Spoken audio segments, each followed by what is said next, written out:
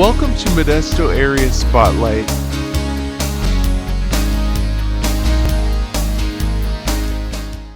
Welcome to Modesto Area Spotlight on MyTV26, your public access television station. You can create and expand your vision on public access television. Today my guest is Phebe Dennis-Fortt. So welcome, Phebe. Thank you for having me. Now, both of us met a while ago at a meeting where we found out we both had non-profits. And my main reason for having a non-profit and supporting MyTV26 is so that other non-profits can come and give you their message, because there are so many great things that happen on Modesto that should be in MyTV26.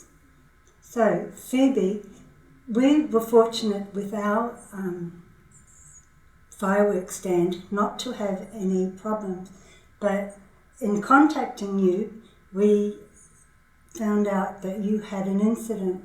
Would you like to tell me what happened? Well, we have been, Relief Inc. is my nonprofit where we educate women and children of post-war Liberia, and also help the local community here in Modesto. We have been doing the fireworks since 2014.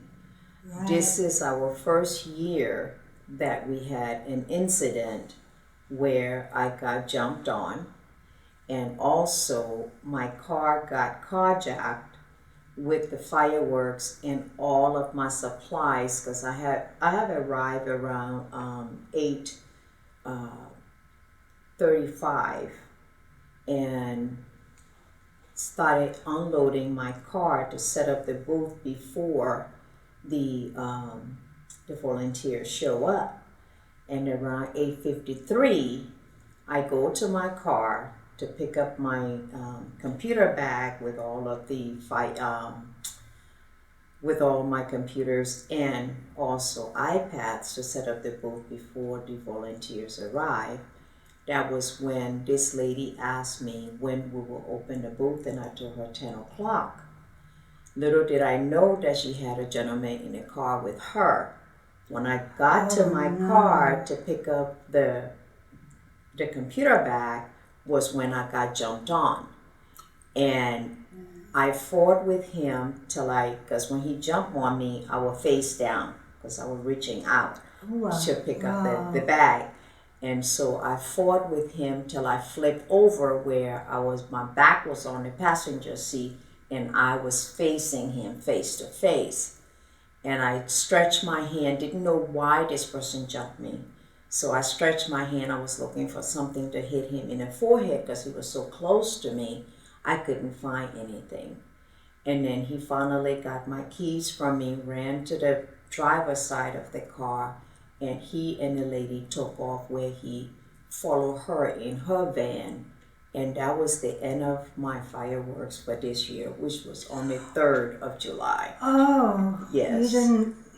I did not, because only the volunteers will come and help me unload the fireworks. I was only there to set up the booth with the POS and the generator and stuff like that. So that was what happened to me. And little did I know that he fractured my wrist while we were going through the fight for the keys. Oh, that's scary. Yeah. So must have really thrown you. Well, because I know how hard you have to work just to do the fireworks. Yeah. It takes a lot. It takes your volunteers and the organization before and after. Right. So that's pretty terrible. It must have been so scary for you. It is so scary because I'm walking around and thinking that someone is watching me. Don't want to leave home because I'm thinking someone is watching me. I'm afraid to even carry my purse these days because I'm like, it's too much to carry. So it's almost giving you an agoraphobia. Yeah. Which is scary. Which is you stay in the house and you never leave. I'm afraid to go out. Yes. And when I leave, because I have to leave, I'm looking over my shoulder. I'm trying to find this van that this lady was parked in. in the parking lot in front of the booth. I'm just running scared. So how did you handle it as far as getting, did you contact the police or did you contact That morning fire what extinguisher? happened? No, that morning what happened was that someone that was stopped on Plaza Park Way, because the red light was on, so they could see what was going on. Someone had called the police from the street, and that's how come they sent me a police officer. He did the original report by asking me questions that morning, and when he got through doing the police report, he decided that the uniform officers were going to come and take the rest of the report, which they did. And luckily for us, my older son came and he pinned one of the iPads that were in the car to a gas station in Lithrow that morning. Wow. And that was the last time my phone painted the iPad. Since then, we have not been able to find anything. They also found the car in Oakland or Strip. You cannot identify I didn't realize, when you were telling me this originally, I didn't realize just how serious. I mean, I took it seriously, but I didn't realize I thought it was just your fireworks. Because we were just talking quickly on the phone. Right. So continue with your story. And so they found a car on the 7th in Oakland because there was someone underneath the car trying to take the converter out of it. And that's how they found the car and brought it back to Modesto from the Oakland Police Department. But it wouldn't be much use after all that. Insurance is looking at it at the moment. I don't know what they're going to do when it's all said and done. Yeah, insurance is so important because these days you never know. Yeah, so that's the story. You're trying to help people and you have crazy people trying to help themselves. Okay, and you were trying to help other people. So tell me more about your non-profit so that people can help you if they like. Well, Relief Inc. was founded, I normally say it was a bad thing that turned out to be good. It was founded because I have lost my parents and some siblings in Liberia during the war that we had for over 14 years. And that's how Relief Inc. was birthed. And so in giving back to the women and children that was left behind, now they have grown to where we are training women to become self-sufficient. What sort of things do they do? They are creating fabric from cotton. Oh, cool. The orphans are creating sock from the environment. So what they do with that is that they create art from their environment, and that art is shipped to us here. And we take the art and we put it on sock, and the sock is on the market for sale. So we are what is sock? How do you spell it? S-O-C-K. Oh, the sock that you wear. Yeah. So cool. that's our first model, and we are going to grow into putting the same design on scarves and other things. And the same with the women. They are creating these fabrics, and we are going to use them for scarf. We will use them for toss pillow. You can use it to do window dressing. I mean, it's unlimited what you can do with the fabric that the women are creating today. Oh, that sounds really interesting. Yeah, just using the resources that we have in Liberia, to help them I've seen become more and more self-sustaining. things like that. Yeah. I was reading somewhere that somebody was making bricks from recycled plastic to build homes.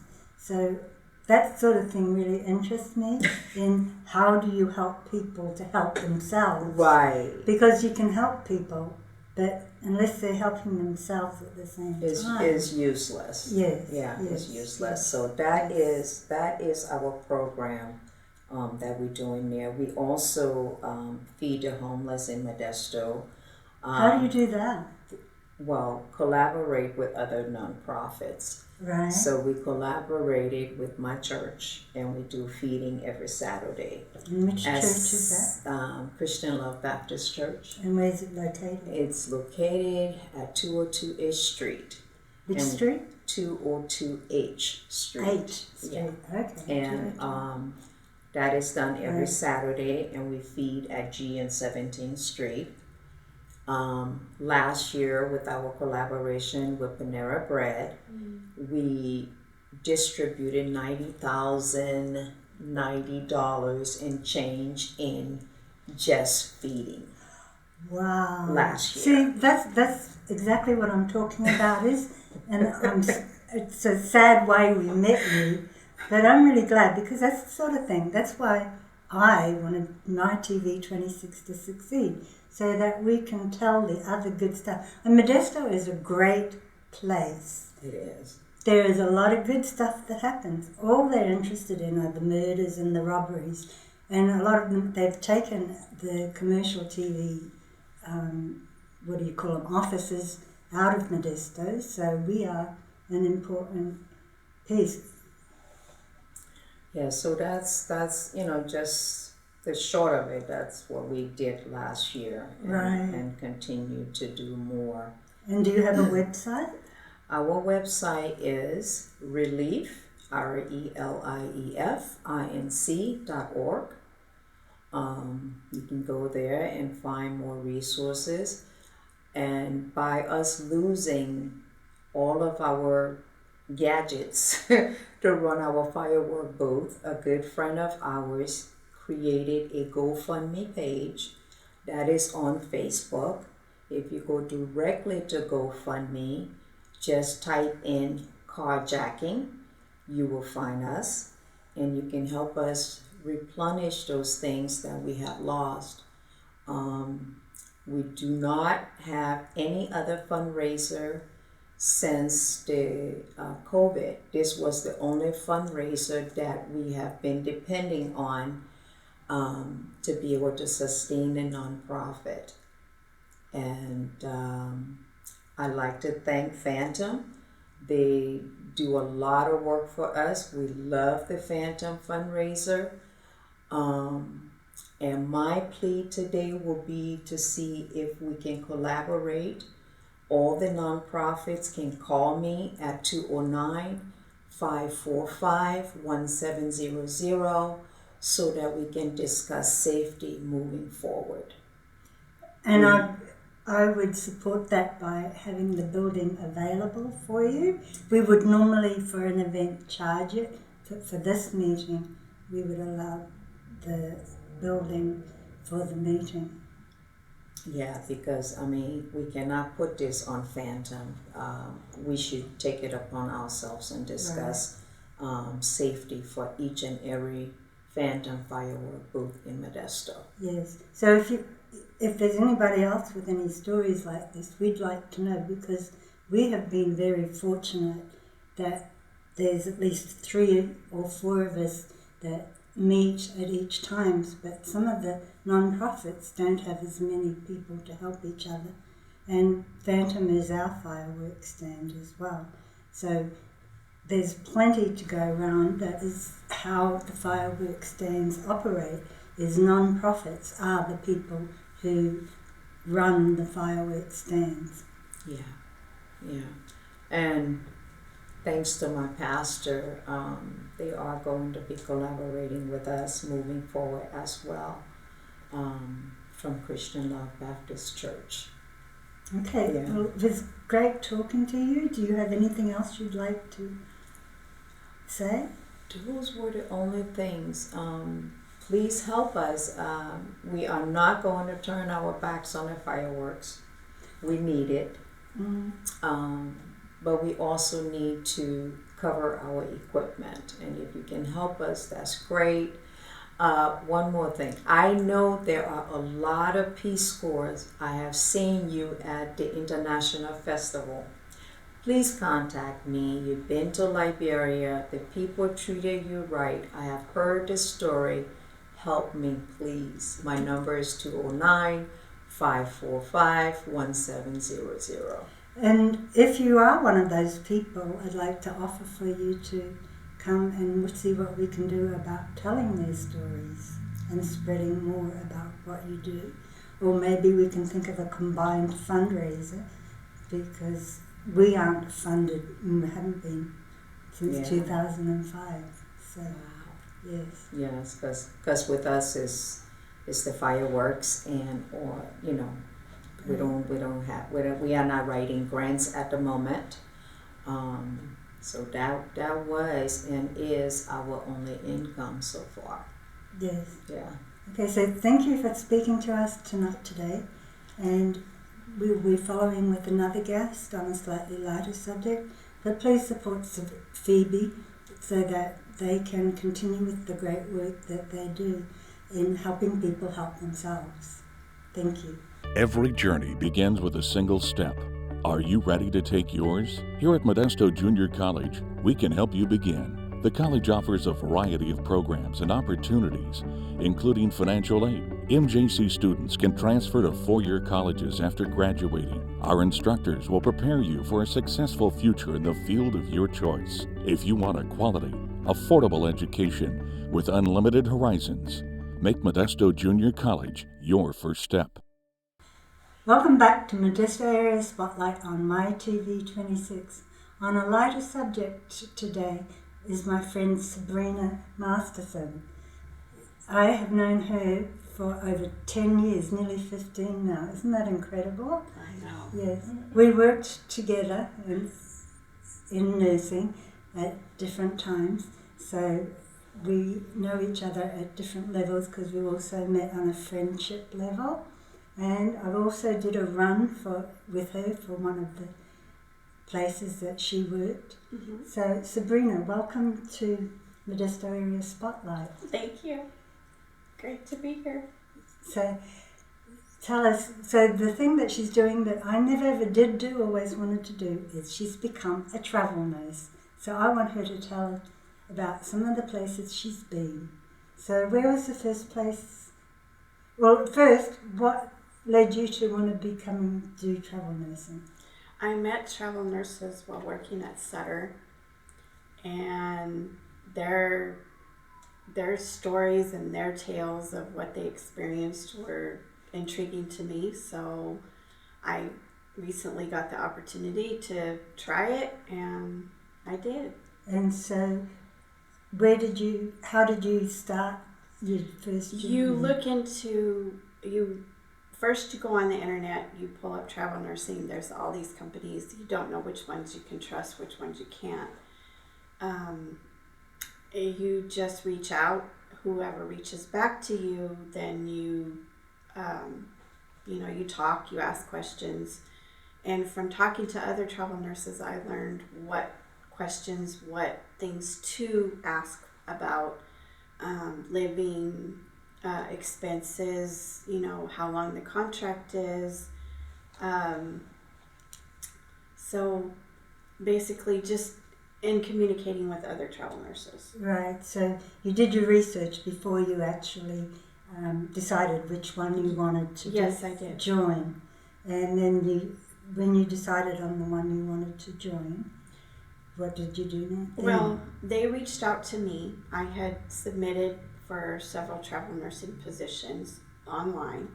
They reached out to me, contacted me, and there's a credentialing process that you have to go through. So getting your license for whatever state you're going to by endorsement, getting the drug test, getting the physical, and then once you do that, you sign contracts, or it could be 8 weeks, it could be 13 weeks, or a year, however long.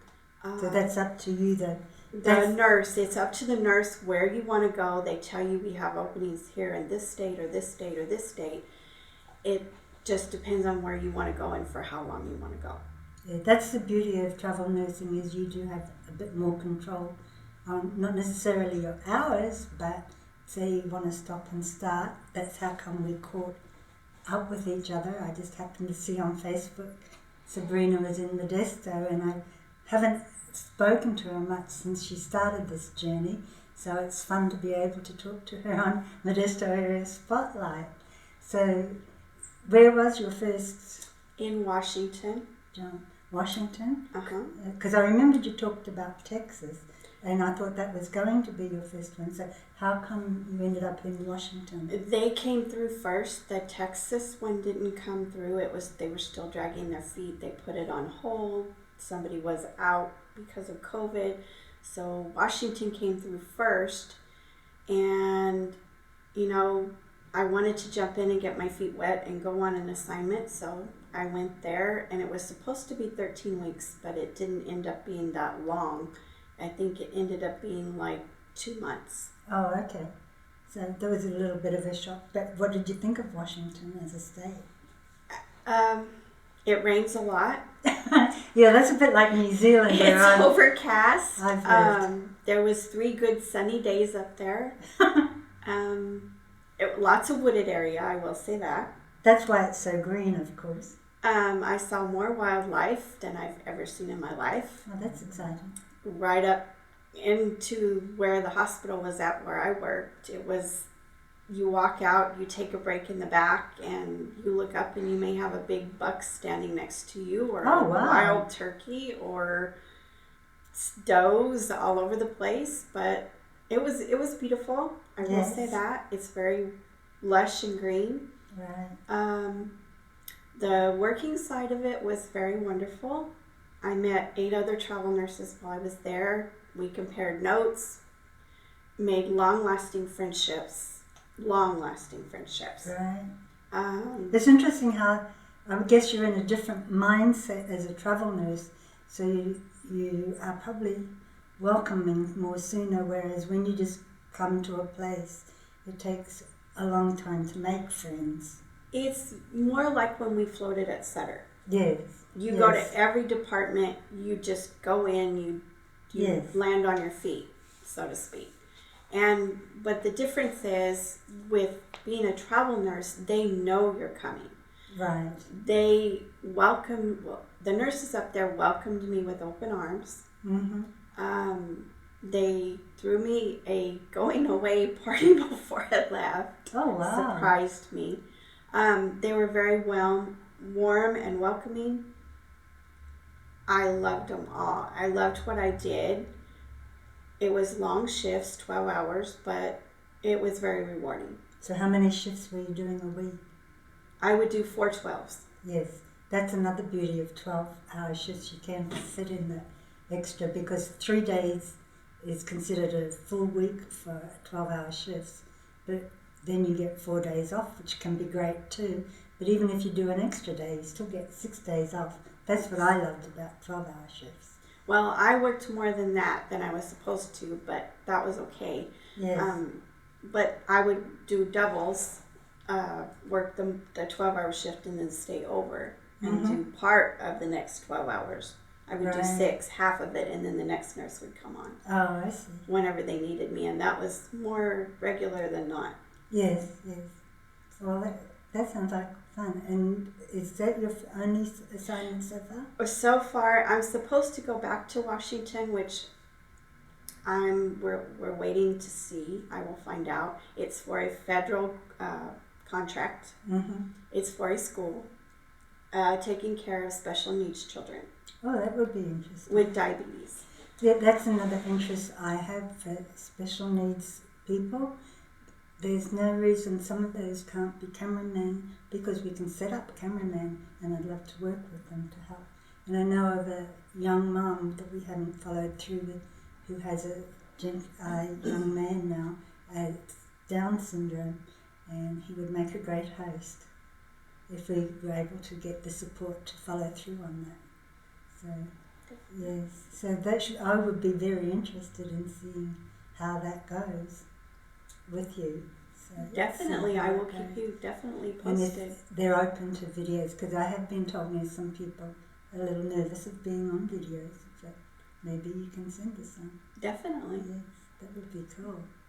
Okay, Sabrina, is there anything else you'd like to share? Mhm. No. So we we met and have known each other for over 10 years and have come together and apart and everything else. And as I said, one job we did was a fun run, and that's something else that can be good to do too. Just start on, like our local Shadow Chase has a 1 mile run on, which of course got stopped this year, but it's a 1 mile and a 5K on the Memorial Weekend, and it's a pancake weekend. So if you're back, maybe we can do that together. Maybe we can. Yeah, that would be a lot of fun. Thank you for coming and making the effort today. Well, thank you for inviting For me. coming. So this is Modesto Area Spotlight.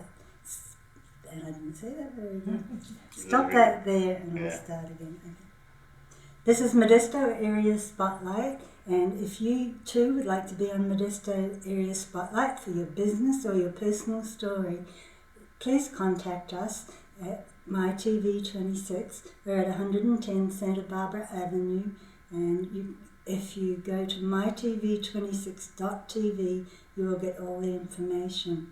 The beauty of being on MyTV26 rather than just a commercial show is that we have a YouTube channel, we have our Comcast 26, and at the same time we go on our internet station, which goes over the whole world.